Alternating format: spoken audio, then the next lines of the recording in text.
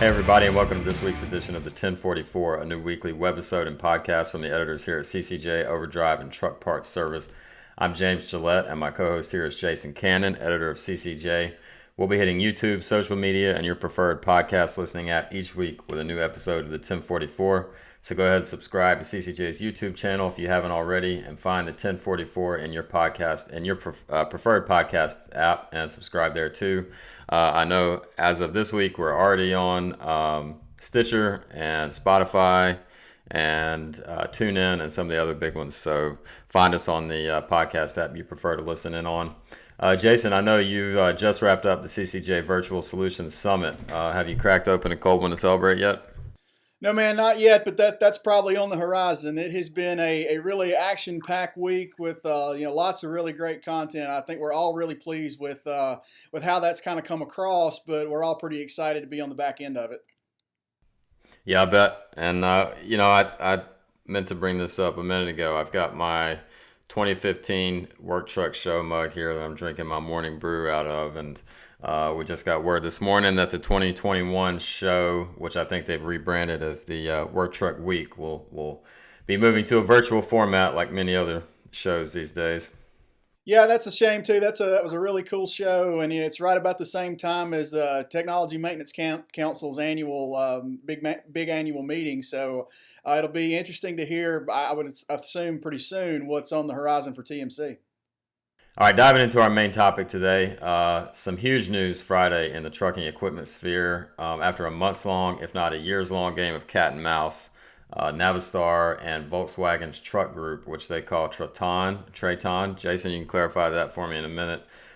They've agreed to a deal in which VW will take ownership of Navistar, the remaining roughly 85% of the remaining shares that Volkswagen didn't already own. And they were the last legacy North American commercial truck and engine maker without a European partner, but now they're joining a group that includes a couple of major European outfits like MAN, Scania, and even VW branded rigs that operate in Europe. Jason, there's so much to unpack here over the next few months, and really probably even the next couple of years. But two questions I have here right off the bat. What's it mean for fleets and truckers that own and buy international trucks? What's it mean for them in the near term? And then what's it mean longer term for the international brand and how this partnership might play out with the two companies? Sure, and on your the pronunciation, I have an advantage that I have a pretty thick Southern accent, so I'm able to write a lot of my mispronunciations off just by virtue of the accent. So I go with Trayton, but I take a lot of stuff from fans of Tesla because I pronounce it Tesla. So we'll just kind of see. To answer your question, James, in the near term, I really don't think it means anything. If you bought an international LT, for example, 2 weeks ago, you bought some combination of an international cab and chassis, an Eaton transmission matched to a Cummins or an A26 engine. And that engine was already based off of an MAN. So I don't think that changes for a while. And a while being several years at least. Later on down the road, I think you'll eventually see a fully integrated international powertrain with the A26 and maybe a few additional options to go along with an international transmission. Maybe that's based on MAN's 12-speed Tripmatic. And then probably some in-house engineered axles. But even then, I think you'll still be able to spec a Cummins, an Eaton transmission, a Dana or Meritor axles, whatever you want. But those vertical options will just be available as you go to the dealership to spec your vehicles. I do think it's important to note, though, that Europe tends to be ahead of North America in how it develops and deploys trucking technologies. And that's with safety platforms and really just about everything. And Volkswagen's ability to speed up that process for international, I don't think can be understated. Right on. Well, thanks, Jason. And listeners out there, you can find coverage of Volkswagen's acquisition of Navistar at ccjdigital.com and search Navistar. Jason's got some early analysis up on CCJ, so go check that out. And it's a short week this week, so let's jump right into the mailbag, Jason. Skip over what I think would normally be our number 2 topic for the week. So I've got a question here for you from a reader. Since it's starting to get cold, at what point should I add winter diesel fuel additive? Well, that really kind of depends on where you buy your fuel. If you're in a cold climate, you're probably fine to skip it for right now. Adding it won't hurt. But if you tank up where it's warm and then travel through some pretty icy stuff, then you'll want to add it when you make that initial fill up. Secondly, you want to make sure whatever additive that you choose solves the problem that you're having or the problem that you expect to have. A lot of anti-gel solutions only guard against gelling, so they're pretty useless if your fuel is already beyond that point, and they don't really offer a whole lot by the way of lubricity or any sort of detergents. So just be sure you do your research and you're buying exactly what you need or you've got exactly what you want. But we're really talking about temps in the teens here. So weather-wise, we're not really quite there yet in most places. But that's a really good question for wanting to plan ahead. So, the one thing that you can do right now is change the fuel filter before the temperatures get down. Run a good, strong detergent additive through the system. Remove any contaminants and the moisture from the tank and lines. Then you'll be in the best position possible to add that winter additive when it actually gets really cold. I covered this topic recently on ccjdigital.com, so be sure to check that article out. It's full of a lot of extra content from experts who are not me. Lots of good tips and advice in there. All right, James. Now I've got your question ready. This one came to us through email. I'm a new California CDL driver, and I'm getting my experience at a big fleet. I heard that a person holding a California CDL license cannot also own his or her truck. Is that true?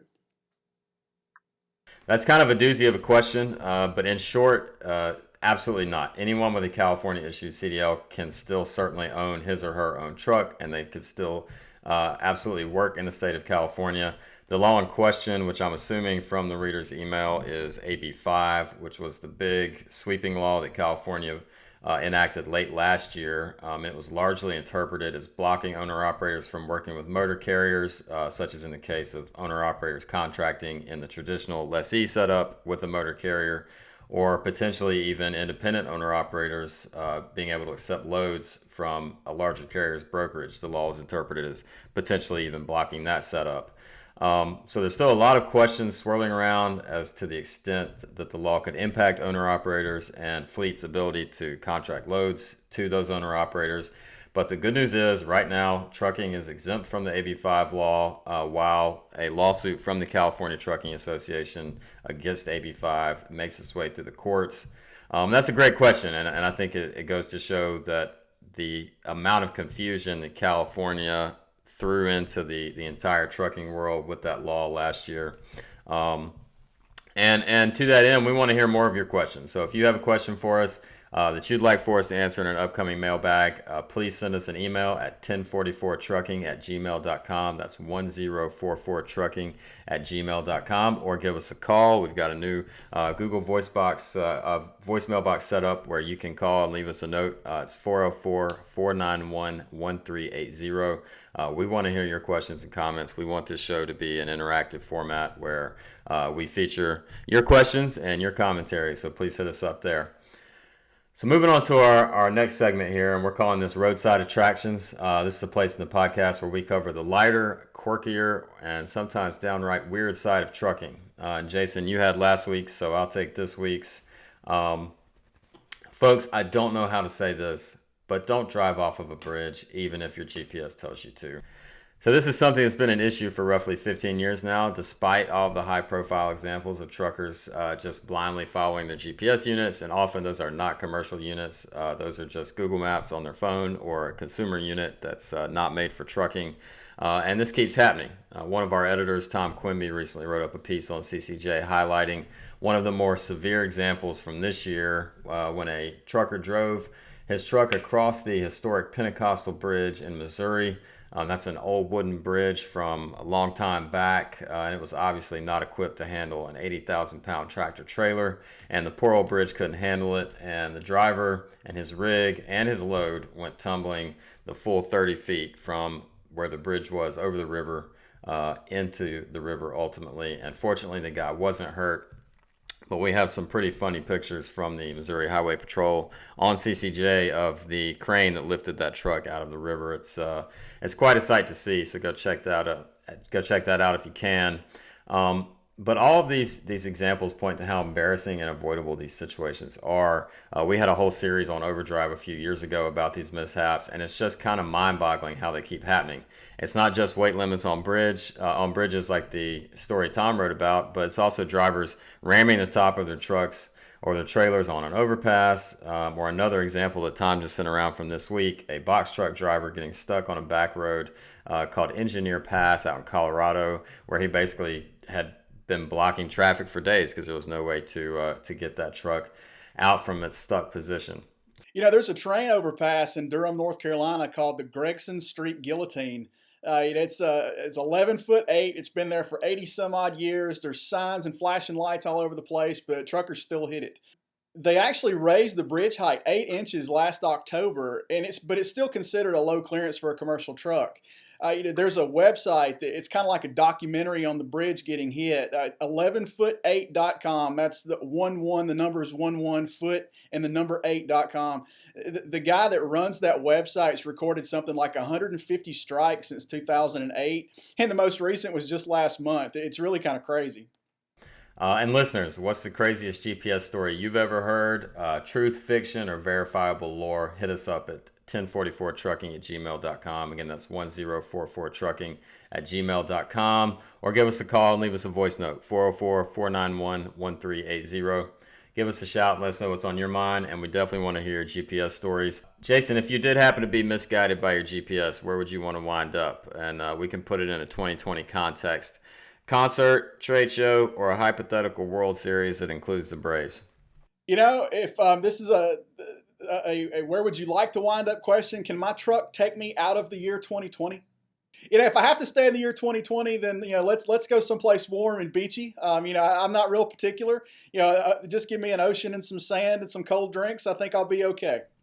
Yeah, if we're on the time travel thing, maybe I'd go back to January or February to the blissfully ignorant days back then. But then I don't know if that means I would have to relive this whole pandemic and everything else that's happened this year over again. So if you went back that far and you reinvested some of your 401k and you were able to play with it a little bit with the benefit of knowing what's coming, then it might be worth it.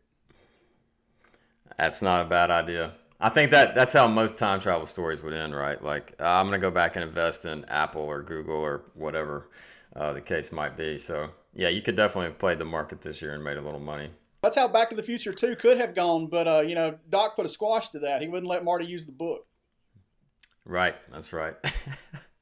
All right, folks. Well, that does it for this week's 1044. Don't forget to call or email. That's 1044trucking@gmail.com or 404-491-1380 with comments, criticisms, or questions. And we'll catch you next week. Have a good one.